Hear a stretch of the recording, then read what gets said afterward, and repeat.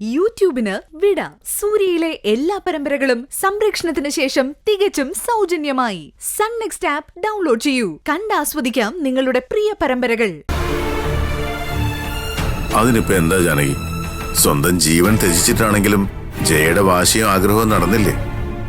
അവസാനം ലക്ഷ്യത്തിലെത്തിയില്ലേ? എന്തായാലും ഇത് വല്ലാത്തൊരു വിധിയായി പോയല്ലോ ജയെ. എത്രയൊക്കെ ആയാലും രോഗിയല്ലാതെ ആവില്ലല്ലോ. നമുക്ക് മറ്റു വല്ലതും സംസാരിക്കാൻ ജാനകി.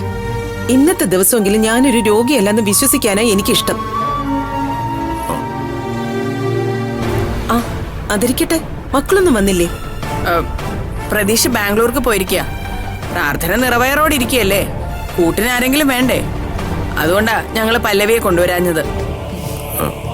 അത് മാത്രമല്ല ജയ, സൂര്യയുടെ കല്യാണത്തിന് വരാനുള്ള മാനസികാവസ്ഥയിലല്ല പല്ലവി. അതെന്തുകൊണ്ടാണെന്ന് ഞാൻ പറയണ്ടല്ലോ.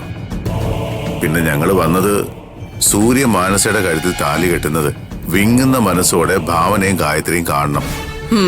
എന്നാലേ ഞങ്ങൾക്ക് സമാധാനം കിട്ടും. എന്റെയും ആഗ്രഹം അത് തന്നെയാ വിജയപത്മ. മരിക്കുന്നതിന് മുൻപ് എനിക്ക് ഒരു തവണയെങ്കിലും ഭാവനയുടെ മുന്നിൽ ജയിക്കണം. അതെന്റെ ഒരു വാശിയാ. താൻ ചത്ത് മീൻ പിടിച്ചിട്ട് എന്ത് കാര്യം ചെയ്യേ? നീ ഒരു നിത്യരോഗി ആയില്ലേ? സൂര്യയുടെ കുഞ്ഞിനെ കാണാനുള്ള ഭാഗ്യം കൂടി ഈശ്വരൻ നിനക്ക് തന്നാ മതിയായിരുന്നു. തരും ജാനകി. സൂര്യയുടെ കുഞ്ഞിനെ കൂടി താലോലിച്ചിട്ട് ഞാൻ പോകൂ.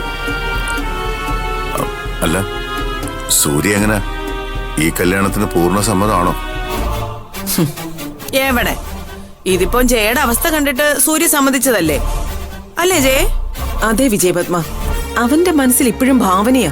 ഓ ദേ ജയ, ഇത് കേൾക്കുമ്പോ എനിക്ക് ചൊറിഞ്ഞു വരുന്നത്.